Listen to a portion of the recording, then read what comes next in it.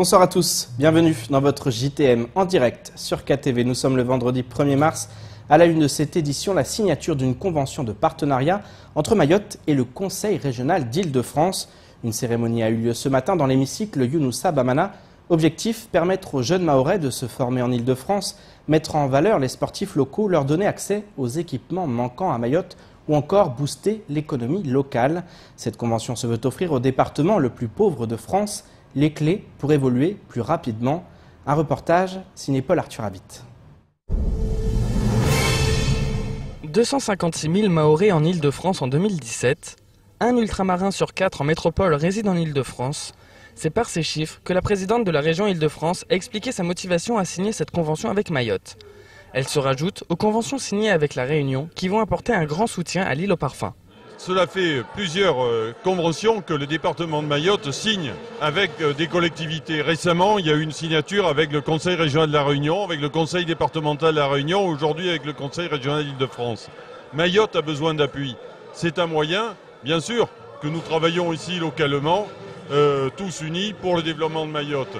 Mais le fait de pouvoir recevoir un appui, des conseils, de l'expérience d'autres collectivités est important pour le Conseil régional, pour les communes de Mayotte. Donc ça va dans le bon sens.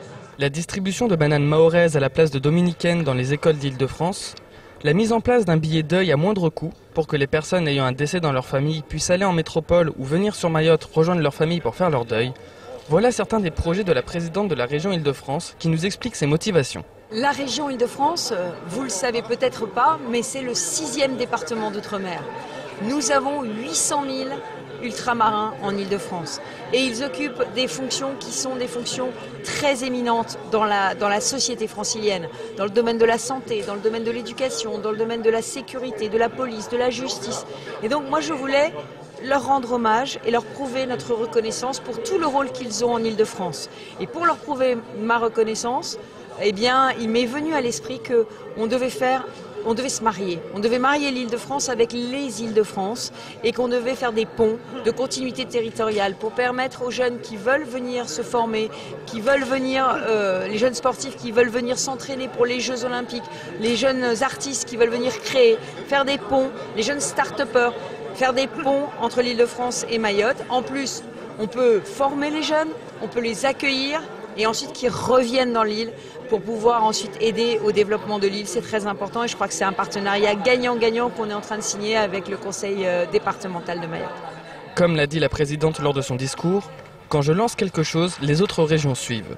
Nous saurons dans le futur si c'est le cas, ce qui apporterait un énorme soutien et permettrait à l'île au parfum de se développer plus rapidement. Et avant cette signature, la présidente de la région Île-de-France était sur notre plateau ce matin. Valérie Pécresse est revenue sur les objectifs de cette convention de partenariat. Ministre de l'Enseignement supérieur et de la Recherche sous la présidence de Nicolas Sarkozy, elle a également abordé la situation au sein du 101e département français. Selon elle, pour donner à Mayotte les chances de se développer, il est indispensable de construire une piste longue à l'aéroport. Écoutons sa réaction lors de la matinale de Kwesi. Nous sommes en pleine campagne européenne et que Mayotte est maintenant reconnue comme un RUP, comme un territoire périphérique européen. Et donc, moi, je pense qu'il faudrait mettre ce projet de piste longue dans le programme, vous avez parlé des Républicains, dans le programme des Républicains européens pour qu'on obtienne des crédits. Parce qu'on peut obtenir des fonds structurels européens pour financer la piste. Valérie Pécresse, vous n'échappez pas. Et c'est la présidente d'une grande région touristique qui vous le dit, parce que l'Île-de-France, 50 millions de touristes. Le côté donc touristique, je peux vous dire... Mayotte doit se développer avec le tourisme. Tous les ministres nous l'ont dit, tous ceux qui sont venus, les présidents de la République. Et regardez, aujourd'hui, on n'arrive pas à développer. Eh ben, je vais vous expliquer pourquoi. Parce que moi, qui suis donc présidente d'une région où il y a 50 millions de touristes, eh bien, je peux vous dire que si vous n'avez pas des aéroports internationaux, si vous n'avez pas des liaisons directes, ça se développe pas. Moi, je veux des Chinois touristes en Île-de-France. On développe quoi? Des liaisons directes avec la Chine. Donc, le sujet de l'aéroport, il est absolument crucial. Il suffit pas d'avoir une magnifique île. Il faut encore pouvoir y atterrir. D'ailleurs, c'est ce que font les Mauriciens qui construisent, eux, une nouvelle piste. Politique, toujours, le projet d'évolution institutionnelle pourrait prochainement être débattu par les parlementaires du pays. Néanmoins, le changement de statut de Mayotte ne fait pas l'unanimité sur le territoire. Voulu par le président du conseil départemental, il est notamment rejeté par une partie de l'opposition. Parmi ses détracteurs figure l'ancien président du conseil général, Daniel Zaidani. Il craint que ce texte permette au gouvernement de saisir l'occasion pour un rapprochement entre Mayotte et l'Union des Comores. Au montage, Leslie Vimenet. Le 29 mars 2009, la population mahoraise s'est exprimée à plus de 95% en faveur d'un changement de statut pour devenir département. Depuis le 31 mars 2011, l'île est le 101e département français et possède les compétences d'une région. Sollicité par le président du conseil départemental, le sénateur Tani a rédigé une proposition de loi pour que l'île devienne officiellement un département-région. Un projet de loi qui ne fait pas l'unanimité. Même au sein du conseil départemental, puisque, comme vous le savez, le sénateur Tani l'explique suffisamment pour dire qu'il n'est que porteur il n'est que porteur et que ce projet est le projet du président du conseil départemental, il échange avec lui, mais au sein du conseil départemental, il n'y a jamais eu d'échange dans l'hémicycle, ni en séance plénière, ni en commission permanente. Les propositions qui ont été faites par le président du conseil départemental et sa majorité n'émanent pas d'un débat contradictoire au sein de l'Assemblée. Et ça, quelque part, c'est quand même assez gênant. Donc, la population n'est pas interrogée directement. Les élus qui représentent la population ne sont pas interrogés directement. Une absence de concertation qui dérange. Pour Daniel Zaïdani, ce projet ne fait pas partie des priorités au regard du contexte actuel. Moi, je considère que le contexte actuel est particulièrement mauvais pour faire cette proposition. Regardez l'histoire de la CIM. Le capital. Les collectivités étaient paritaires. Avec l'État, au nom de la Caisse des dépôts, d'accord. Aujourd'hui, c'est l'État qui va pouvoir choisir et déterminer, elle tout seule, comment on va construire, avec qui, et surtout, qui aura le droit d'habiter dans les habitations sociales. Donc c'est des grandes inquiétudes. C'est une boîte de encore là aussi, c'est une boîte de Pandore qui a été ouverte, avec toutes les inquiétudes qu'on est en droit d'avoir. Daniel Zaïdani va plus loin et considère que ce projet de loi n'a pas lieu d'être. Avec ce texte, l'ancien président du conseil départemental craint même que le gouvernement ait les mains libres pour rapprocher Mayotte des autres îles de l'archipel des Comores. Le président de la République, il lie le destin de Mayotte à celui des Comores, alors que ça fait 40 ans que nous sommes séparés des 3 îles des Comores. Je trouve cela quand même inquiétant. Si cela n'inquiète pas les autres élus qui enclenchent des processus hasardeux pour des objectifs précis, si l'objectif c'est de renforcer le conseil départemental dans ses compétences, il n'y a pas besoin de faire le toilettage. Si l'objectif c'est d'avoir plus de dotation dans certains compétences du conseil départemental, il n'y a pas besoin de faire de toilettage. Maintenant, s'il s'agit simplement de faire une réforme du code électoral, il n'y a pas besoin de faire de toilettage. Prenons un texte de loi qui modifie simplement et uniquement le mode électoral. Au mois de mai dernier, le Premier ministre a assuré qu'il n'était aucunement question de changer le statut de Mayotte, à moins que cette demande émane directement des élus mahorais. C'est aujourd'hui chose faite, et nul doute que cette question du changement de statut donnera lieu à de vifs débats dans les prochaines semaines.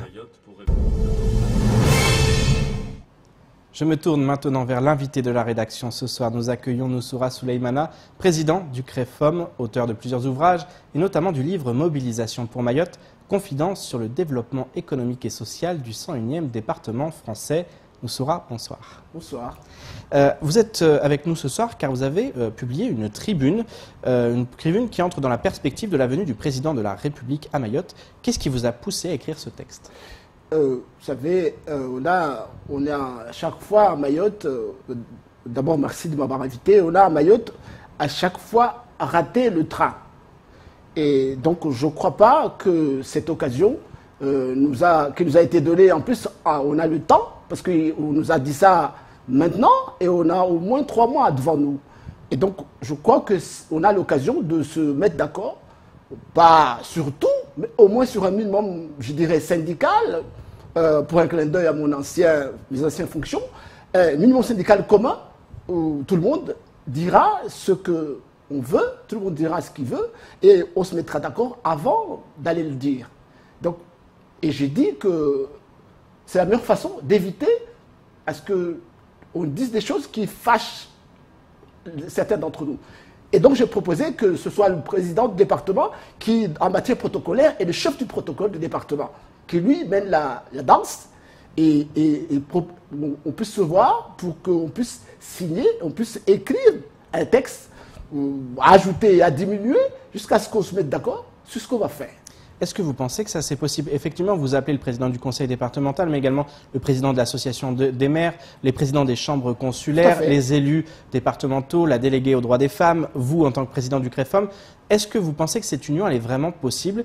Est-ce que vous n'avez pas peur que l'intérêt personnel, politique, souvent, passe avant? On le voit là, pour la question de ce toilettage institutionnel. C'est très difficile au département, entre opposition, majorité, de s'entendre. Est-ce qu'on peut s'entendre à Mayotte aujourd'hui? La meilleure action politique, c'est justement qu'ils se mettent d'accord. Parce qu'à Paris, ils vont se dire, ils vont mettre Paris au pied du mur.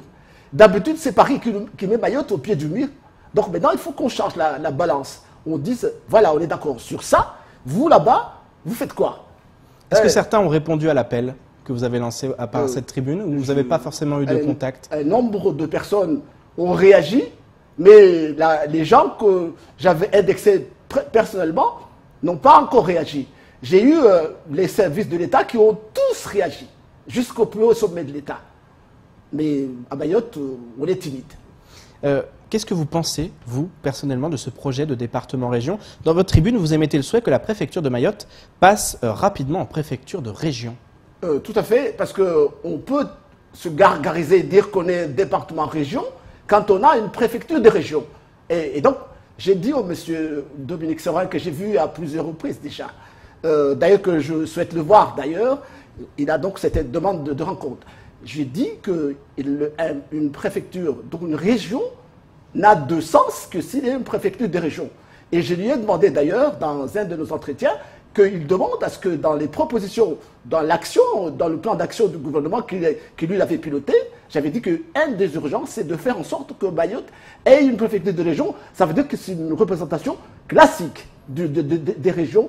Et moi, j'ai proposé aussi que la région ait des antennes dans les 5 circonscriptions, on dit comment, circonscriptions des circos là que vous avez. Et parce que comme Mayotte n'a pas de route, n'a pas tout ça, pour éviter que les Mahorais se coincent entre leur ville et Mamoudzou, que l'État aille chez eux, les services aillent chez eux. La préfecture, le vice-rectorat, tous les services qui font qu'ils s'embêtent à venir à Mamoudzou. Donc j'ai proposé que ce soit l'axe premier.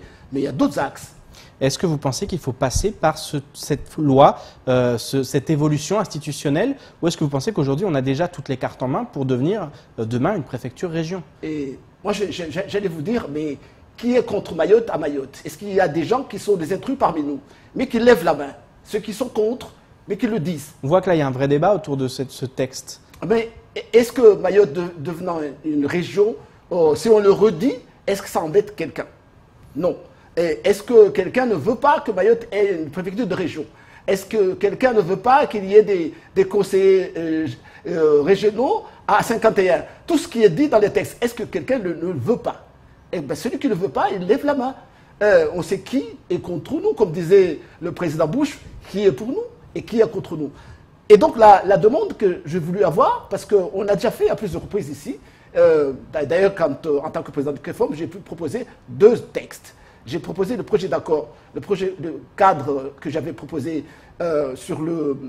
pour lancer le débat sur Mayotte 2025. J'avais réuni les gens au conseil départemental à l'époque du président Zaïdani. Et que tout le monde, Kamardine était présent, Monsou Kamardine était présent, Aboubacar, donc l'opposition et les syndicats étaient tous là. On a fait un minimum syndical commun que nous avons tous signé. On a refait la même chose quand 2 ans plus tard, chez mon Bamé Dahalani, d'Abdou Dahalani, au Conseil économique et social. Nous avons signé un document qu'on appelait, pour un clin d'œil à Patrick Karam, c'était un document qui disait que l'appel de Mayotte, on l'appelait l'appel de Mayotte pour un développement économique et social. On voulait que Mayotte s'inscrive dans la loi sur l'égalité qui était en train de se préparer. Donc on a pu le faire. Ça a été le cas. On a pu le faire. Et donc, on peut le faire, mais et en plus, on a le temps. Il ne faut pas qu'on entende que le train soit parti et puis on dise, ben, voilà le train. On a cette habitude-là. Nous avons l'intelligence à Mayotte. Il y a beaucoup de gens qui savent faire. C'est malheureux qu'on attend que le train parte et puis qu'on dise c'est la faute à Noussoura, à Laoui, à Abdou. Non. Selon vous, vous apportez aussi, vous apportez une importance, vous attachez une importance particulière au port et à l'aéroport qui devront passer, selon vous, aux normes internationales, que ce soit vraiment des infrastructures internationales. Vous allez plus loin en demandant une étude quant à la réalisation d'un deuxième aéroport international en grande terre. Est-ce que c'est pas compliqué à l'heure où Mayotte ne possède pas encore de piste longue? J'ai fait. D'ailleurs, bientôt, je serai à une formation de l'IHEDN. Je suis un ancien auditeur de l'IHEDN. Je fais une réflexion militaire. Je dis que Mayotte doit avoir toutes ces infrastructures doublées. Parce que d'ailleurs, le territoire est en train de bouger, les sismiques. On ne sait jamais si on a un problème sur l'aéroport. Donc, on doit en avoir deux. Et comme là-bas, on n'arrive pas à trouver une solution parce que pour telle ou telle raison, moi, je propose qu'on fasse un autre endroit. Pas de piste longue, mais un nouvel aéroport. Un nouvel aéroport, et là où on n'aura pas de problème. Parce que les détracteurs disent toujours qu'il y a un problème, non? Et bien dans ce cas-là, en grand air, quel problème se poserait-il? Donc, je pousse la réflexion dans ce sens-là. On va parler aussi d'éducation, c'est quelque chose aussi qui est important dans votre tribune. Vous réclamez également un plan de formation des cadres mahorais au travers de conventions avec les grandes écoles. On pense à l'ENA, on pense aux IEP, les écoles de journalisme, de communication. Aujourd'hui, pourquoi on n'a pas ça à Mayotte, justement? Pourquoi on n'arrive pas à avoir ça? On parle beaucoup depuis quelque temps. Il faut le faire. Mayotte est aujourd'hui désormais un département d'outre-mer, des régions ultrapériphériques de l'Europe. On ne peut plus dire que c'est la faute à celui-là, c'est la faute à celui-là. Il faut faire un plan et le mettre en œuvre. Chaque fois quand je vois le préfet de Mayotte, je vois à Paris, ils me disent qu'on est disposé à le faire. Mais qu'est-ce qui freine? On a des cadres à Mayotte qui savent faire, mais on va inscrire l'évolution, un plan d'évolution des structures de Mayotte, et on saura dans quel endroit, par exemple, le département, on a besoin de ça, on a besoin de ça, dans les communes, on a besoin de ça, dans les entreprises, on a besoin de ça. On forme des gens pour s'occuper, donner envie à ces Mahorais, parce que quand on sait que dans une collectivité, on aura besoin d'un directeur pour tel niveau, moi qui suis à l'école, moi qui suis dans tel endroit, j'aurais envie de bouger. On parle d'un manque d'ingénierie, surtout depuis plusieurs années à Mayotte. On manque d'organisation, pas d'ingénierie. Parce que l'ingénierie, on peut le régler. Mais c'est l'organisation. On a tendance à indexer le voisin parce que son plat, il n'est pas bon, alors qu'on ne regarde pas. J'en profite pour faire un clin d'œil à mon père. Il disait que quand tu regardes chez le voisin, il vaut mieux t'indexer toi. La faute, en général, c'est soi-même. Donc, si nous ratons le train, il ne faut pas indexer les Réunionnais, pas indexer les Comoriens. Il faut nous indexer, nous. Toujours dans ce domaine de l'éducation, vous souhaitez que soit mis en place un grand plan langue, vous l'appelez un plan langue, faisant en sorte que tous les enfants scolarisés de Mayotte puissent bénéficier de l'apprentissage renforcé d'au moins 2 langues internationales et d'au moins un séjour linguistique par cycle. Je suis auteur, vous le savez, et que donc j'ai été au Canada l'année dernière. Et là, d'ailleurs, je me bats pour aller au centre, comme on dit, au salon du livre là, dans 2 semaines. Je n'ai pas encore le moyen d'y aller, mais en tout cas, je me bats pour y aller. Et donc, j'ai vu ce que c'est la lecture et l'international. Mayotte a un formidable jeu à jouer au nom de la France et de l'Europe vis-à-vis du monde qui se développe à côté de nous, l'Afrique à côté de nous. Mais si nous n'avons que le français, on ne pourra pas être très utile à la France et à nous aussi. Donc, il est important que les Mahorais, les écoles aujourd'hui se mettent en ordre de marche, qu'ils apprennent, nos enfants, les petits, et même ceux qui sont plus élevés, les langues. Parce que si nous ne savons pas parler entre nous, nous ne savons pas parler, par exemple, à côté de nous, le malgache, l'arabe, l'espagnol, l'anglais, si on ne sait pas s'exprimer, on va être que français. Je dis que mahorais. Le monde est aujourd'hui un village. Nous sommes appelés à bouger dans le monde et donc il faut nous donner des moyens. Et l'éducation, comme disait Victor Hugo, il disait une phrase que j'ose répéter. L'éducation est à l'État, l'éducation est à la famille et l'instruction est à l'État. L'État ne peut pas se défiler dans ce travail. Donc, monsieur le préfet, vous avez vu, je vous demande, et que ce débat-là, ça engage l'État. La sécurité que tout le monde réclame, c'est très bien. La santé que tout le monde réclame, c'est très bien. Mais l'éducation, c'est la base.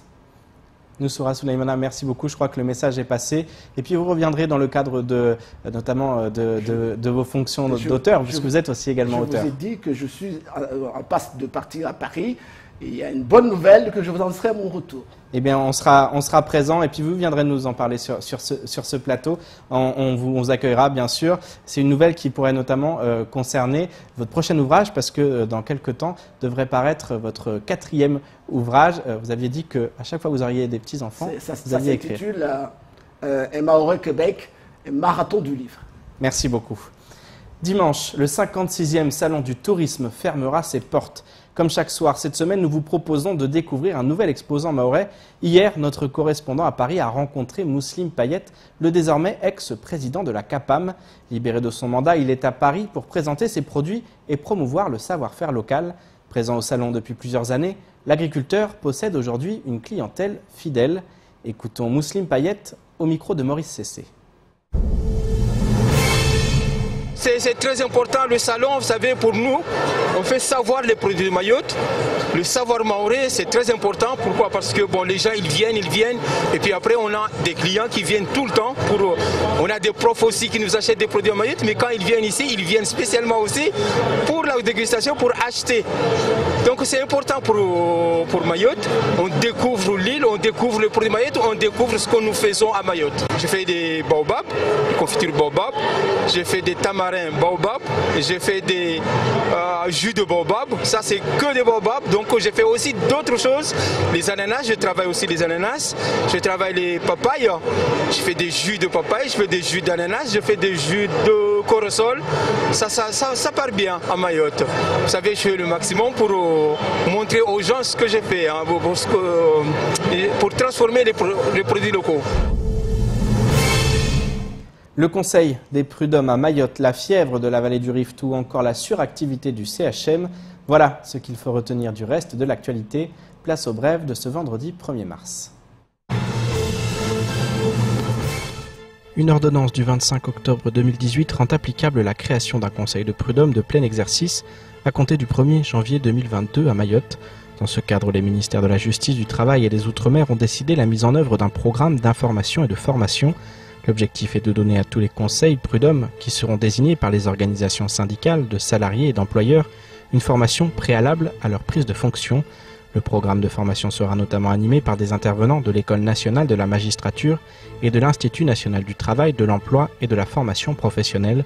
Elle s'ouvrira par un séminaire d'information prévu le samedi 23 mars 2019 de 9h à 16h30 à l'hémicycle Younoussa Bamana. Il sera ouvert aux élus, à tous les acteurs économiques et sociaux, ainsi qu'à tous les professionnels de la justice, magistrats, fonctionnaires de justice, avocats, administrateurs judiciaires et toutes les personnes intéressées par le droit du travail. La circulation de la fièvre de la vallée du Rift se poursuit. Depuis la survenue des premiers cas fin novembre 2018, 39 foyers animaux ont été identifiés et 82 cas humains ont été signalés. Le nombre hebdomadaire de cas signalés reste stable depuis 3 semaines. Les cas humains sont principalement localisés dans le centre et le nord-ouest de l'île. Les foyers animaux sont également principalement localisés dans le centre et le nord-ouest. Dans ce contexte de progression de l'épidémie, la préfecture de Mayotte, en collaboration avec l'ARS et la DAF, rappelle l'importance d'appliquer les mesures de prévention pour se protéger de la maladie. Un arrêté d'interdiction de commercialisation du lait non traité thermiquement est en vigueur depuis le 27 février 2019. Chez l'homme, la maladie se manifeste généralement par un symptôme grippal. Il est recommandé de consulter un médecin dès la survenue des signes. Et les urgences du CHM enregistrent depuis quelques jours une suractivité saisonnière liée à la bronchiolite, aux symptômes grippaux et à la gastro-entérite. Les délais d'attente sont donc allongés, mais ces 3 pathologies ne nécessitent pas un passage aux urgences systématiques, sauf pour les enfants de moins de 6 mois lors d'une suspicion de bronchiolite. Pour toutes les douleurs de gorge et d'oreille habituelles en cette saison, et pour les fièvres de moins de 3 jours chez les enfants de plus de 6 mois, une consultation chez un médecin généraliste est suffisante. Il existe des consultations programmées dans l'ensemble des centres de référence de Dzaoudzi, Jacaranda, Kahani, Brahmadoudou et Dzoumonier. Le centre hospitalier invite les usagers à se munir pour les adultes de paracétamol et pour les enfants de moins de 2 ans d'un thermomètre, de paracétamol et de sérum physiologique pour atténuer les premiers symptômes grippaux. En cas de doute, appelez le 15, notamment pour des fièvres avec douleurs articulaires, risque de fièvre de la vallée du Rift et fièvre avec éruption cutanée, la rougeole. On termine cette édition avec la signature de la convention de collaboration entre la direction de la jeunesse, des sports et de la cohésion sociale et la Ligue mahoraise de football. Objectif de cette opération, recruter 10 jeunes en service civique par organisme afin d'accompagner les clubs sur les écoles de football, l'organisation d'événements et les rencontres sportives. Ces services civiques seront également chargés d'un projet majeur pour la FFF sur l'île, le développement de la pratique féminine. Un reportage de Marion Tellier.